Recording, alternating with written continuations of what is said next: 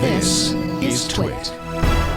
Number one state for average internet speed in the country. What would you guess? The biggest, the best, the fastest state? Texas, perhaps? I would think California? Texas, yeah. Maybe New York? No, Vermont.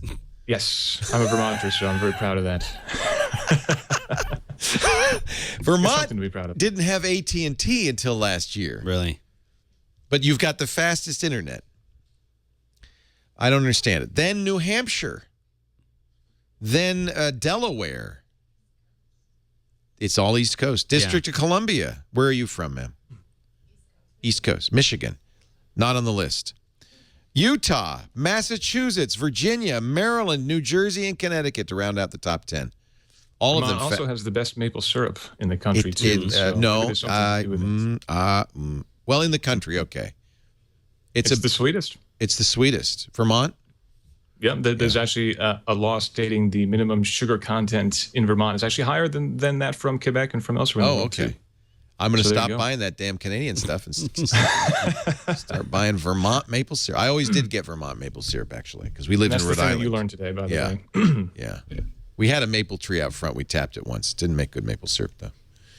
I guess there's a sugar maple. It's a particular kind of maple.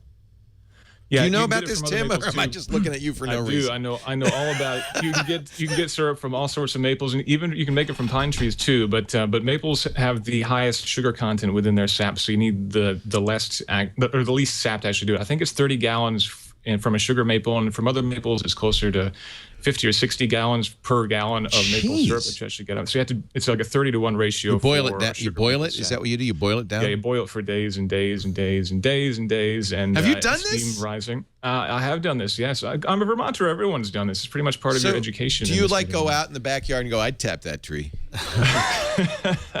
I have on occasion. You got to look for the red. I like this. The red leaves. Yeah, I like this. This is good. This conversation is going all sorts of. How many gallons do you get out of a tree? Obviously, it depends on the size of the tree. Not a whole lot, honestly. I mean, these big farms that make a lot of syrup have hundreds and hundreds of acres of trees. So, one tree you can maybe get a couple of gallons of maple syrup out of at the end of the season if you're constantly tapping it and clearing those buckets. And it's a lot of work. It's a lot. I haven't done it since I was a kid, just because it takes a lot of work. Takes a mighty big tree to make gallons of maple syrup. That it does. Yeah.